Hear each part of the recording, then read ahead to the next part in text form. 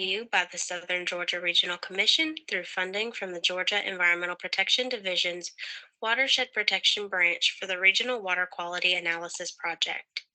My name is Megan Parker, and I am the Environmental Project Management Consultant for the Southern Georgia Regional Commission, tasked with the oversight of the Regional Water Quality Analysis Project.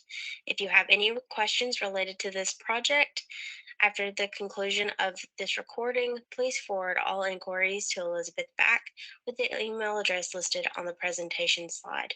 The Southern Georgia Regional Commission, or SGRC, was established in 1963 as a regional planning and intergovernmental coordination agency that serves 18 counties and 45 municipalities in southeastern Georgia. Our environmental planning program focuses on public interaction and engagement that not only brings awareness to our natural environment, like wetlands and other natural ecosystems, but also how the built environment can impact these areas as well.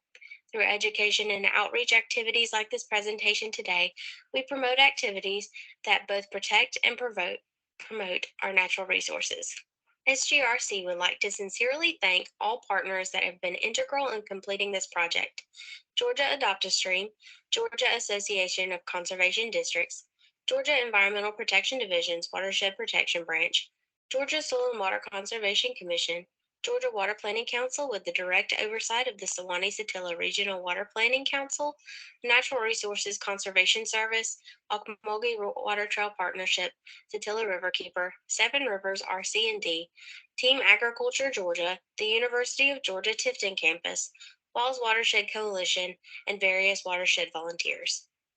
In today's presentation, we will be going over a brief background of the Regional Water Quality Assessment Project, water quality analysis and data sharing for this project, examples of outcomes through urban, residential, and agricultural BMPs, and what's next for the project. Of the region's 1,500 miles of waterways, 1,178 do not support their designated use. Problems with non-point source pollution have been ongoing and are addressed in the Georgia Water Plan, the Georgia Environmental Protection Division's Non-Point Source Pollution Plan, and the Sewanee-Satilla Regional Water Plan.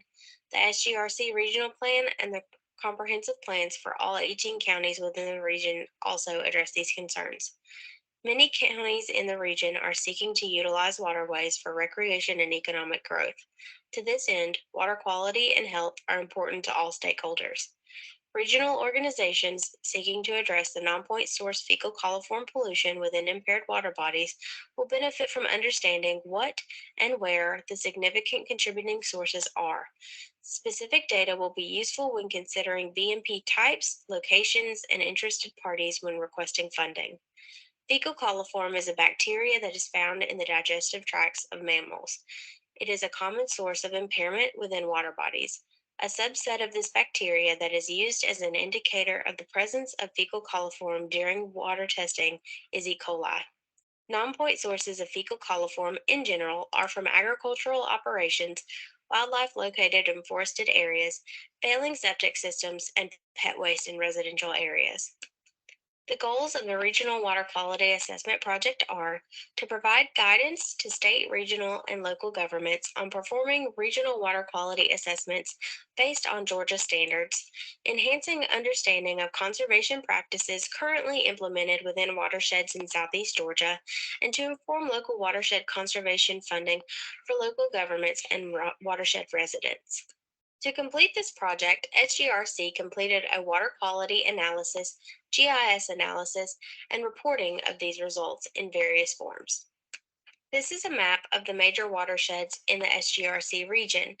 The major watersheds are Alapaha, Osceola, Cumberland St. Simons, Little River, Lower Ocmulgee, Little Satilla, Middle Flint, Satilla, St. Mary's, Upper Sewanee, and Withlacoochee watersheds. Throughout this region, there were 102 water quality testing sites that were completed for bacterial monitoring. This is a list of the scoring matrix factors that were used in the GIS analysis portion of this project.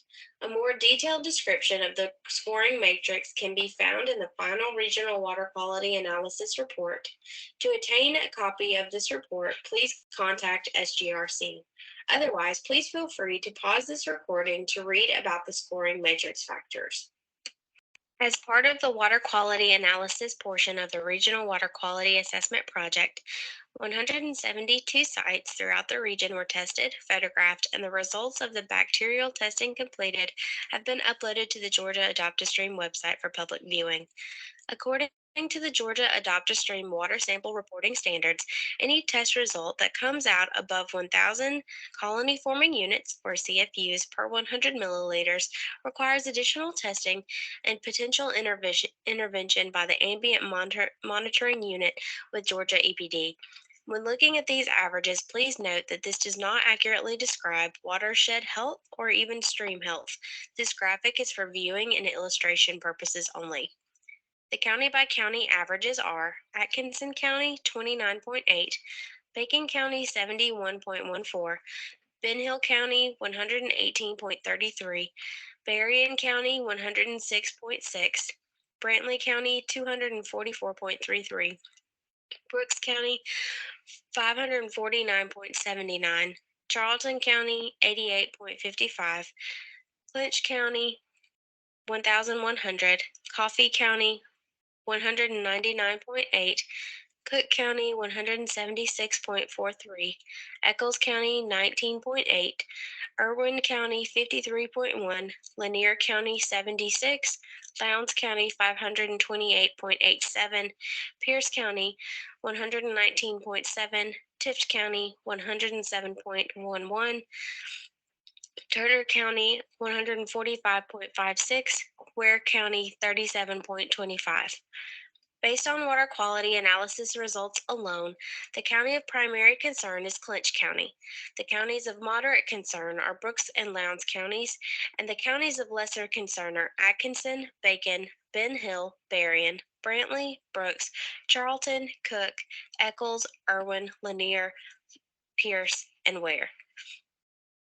This portion of the recording is an introduction to waterway pollution for point and non-point source pollution and best management practices. Before we talk about non-point source pollution specifically, I want to identify the difference between point and non-point source pollution. Point source pollution is easier to identify because the source of the waterway pollution is coming from a single source. When looking at examples, you can attribute failing discharge pipes and drainage ditches to waterway pollution. These sources can be directly pinpointed to areas of impairment, thus making them point sources of pollution. Non-point source pollution is harder but not impossible to identify your sources of contamination because the waterway pollution is occurring through various sources all at once. A good example I like to use for this is by imagining a city street during a rainstorm. As rainwater flows over asphalt, it washes away drops of oil leaked from a car, particles of tire rubber, pet waste, and trash. The runoff goes into a storm sewer and ends up in a nearby river, causing the non-point source pollution. Non-point source pollution is extremely hard to control due to the lack of a targetable source that is generating the pollution in the waterway, and it is practically impossible to control multiple sources of pollution at the same time. But there are steps you can take to mitigate impacts from specific pollutants. Non-point source contaminants that can affect waterways are nutrients. An example of this would be nitrate, which is a necessary nutrient for plant and animal growth.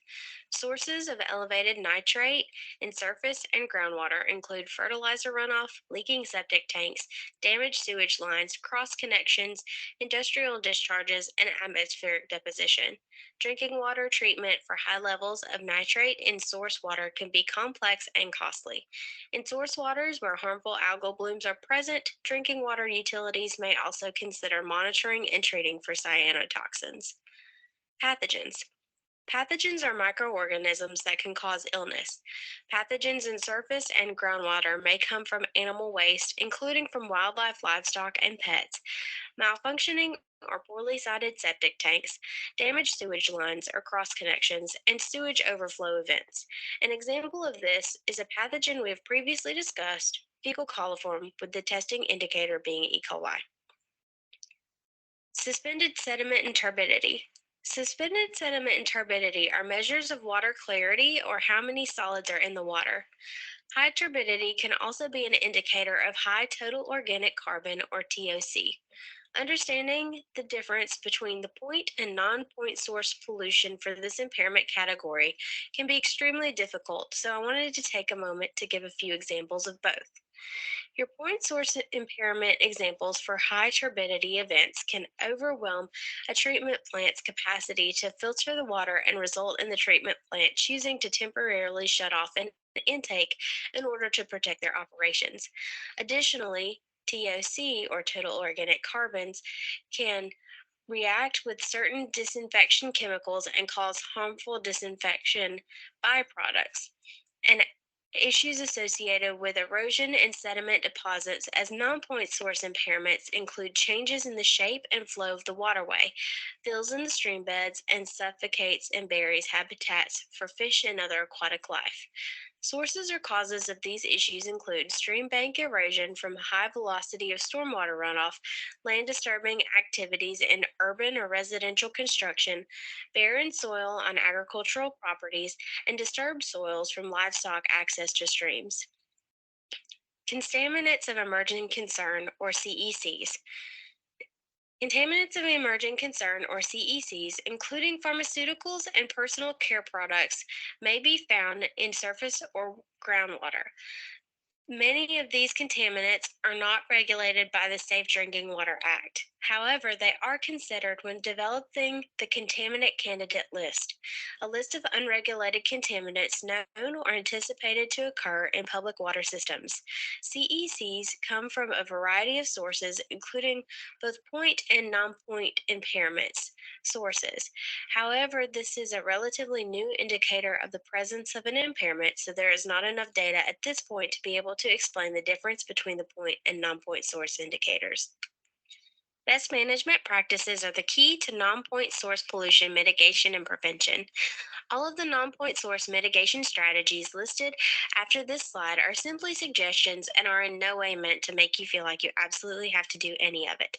But if you're interested in what you can do to help mitigate the non point source pollution, this section is definitely for you. Agricultural best management practices are becoming very popular in the SGRC region, and there are a lot of funding opportunities among agencies like SGRC and NRCS. And extension agents that are ready and willing to help you out if you're a producer not currently using these practices. If you're interested in more information on these mitigation strategies, please feel free to contact SGRC at any time. Some examples of agricultural non-point source mitigation strategies include buffer strips that can be planted between a farm's field and a body of water.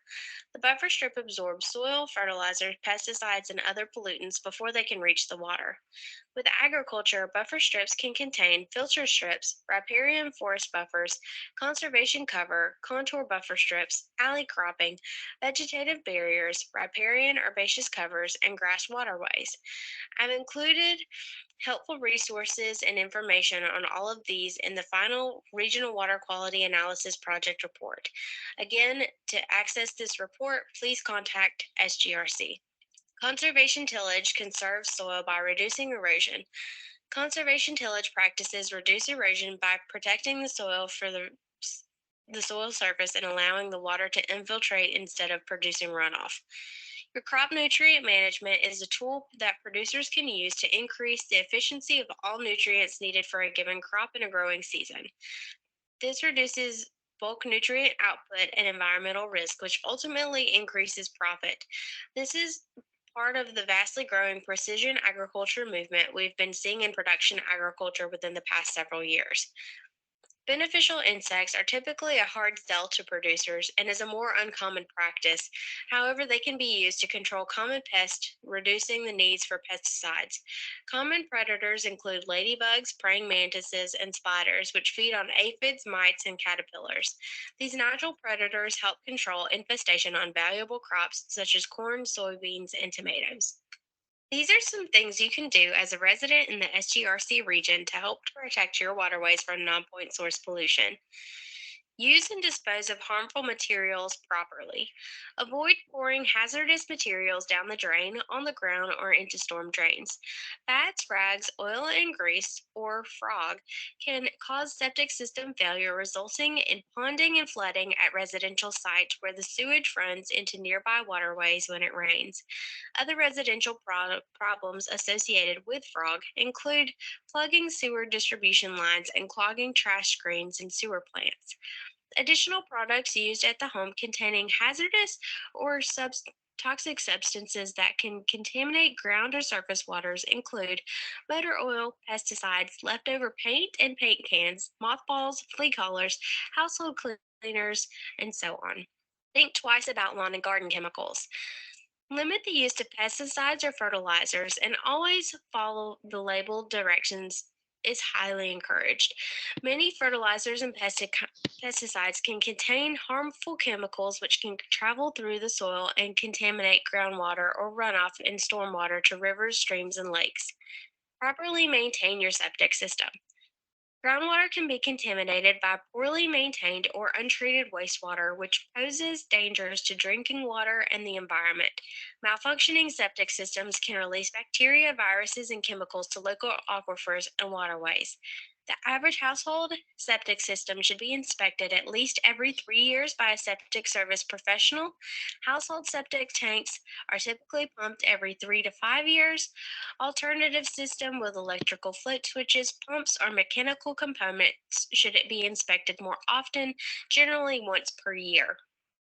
Dispose of your medications properly. In homes that use septic tanks, prescription and over the counter drugs flushed down the toilet can leach into the ground and seep into groundwater. In cities and towns where residences are connected to wastewater treatment plants, prescription and over the counter drugs poured down the sink or flushed down the toilet can pass through the treatment system and enter rivers and lakes. These water sources may flow downstream to community drinking water supplies. Water treatment plants are generally not equipped to remove medicines. EPA encourages the public to take advantage of pharmaceutical take back collection programs that accept prescription or over the counter drugs, as these programs offer a safe and environmentally conscious ways to dispose of unwanted medications. Should you have any questions about these take back programs, please contact your local sheriff's office. Most urban or municipal best management practices and non-point source mitigation strategies are maintained or mandated by either Georgia EPD or on the federal level EPA. It is typically based off of what project you are trying to complete, where you are planning to complete the project, and so on. But some additional mitigation strategies can be taken. Planting grass or laying straw in bare areas or construction zones can help reduce runoff and associated non-point source pollution. Buffer strips absorb sediment and other pollutants before they can reach the water. They can be strips of grass that are located between and around impervious paving materials such as parking lots or sidewalks and a body of water. But if you want to ensure deeper root systems and better infiltration of pollution from stormwater runoff, flowers, shrubs, bushes, and small or large trees can also be used. Retention ponds can capture runoff and stormwater. Sediments and contaminants settle out of the water when they are trapped in the retention pond. Constructing wetlands are the next recent innovation in which an area is made into a wetland. The land is then used to slow runoff and absorb sediments and contaminants. The constructed wetland also provides habitat for wildlife. Porous paving materials, as seen in the background image on the slide, are used in making parking lots and highways. The porous pavement allows rainwater and stormwater to drain into the ground beneath it, reducing runoff. In some cases, there is also a stone reservoir underneath the pavement to allow filtration of the water before it reaches the ground. An example of this that you can see within the region is in the Chick-fil-A parking lot in Tifton, in the Ware County Municipal Building parking lot, and at the Panera in Valdosta. Sediment fences are knee high black fabric fences, often used at construction sites to trap large materials filter sediment out of rainwater, and slow runoff. What's next for the Regional Water Quality Analysis Project? The final presentation to the Suwannee-Satilla Regional Water Planning Council will be sent out at the end of December 2022. Final project results and closeout reports will be sent to Georgia EPD at the end of January 2023.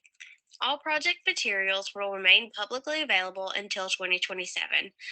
Should you have any questions, please contact a representative from SGRC as soon as possible. If you have any questions regarding today's presentation, please direct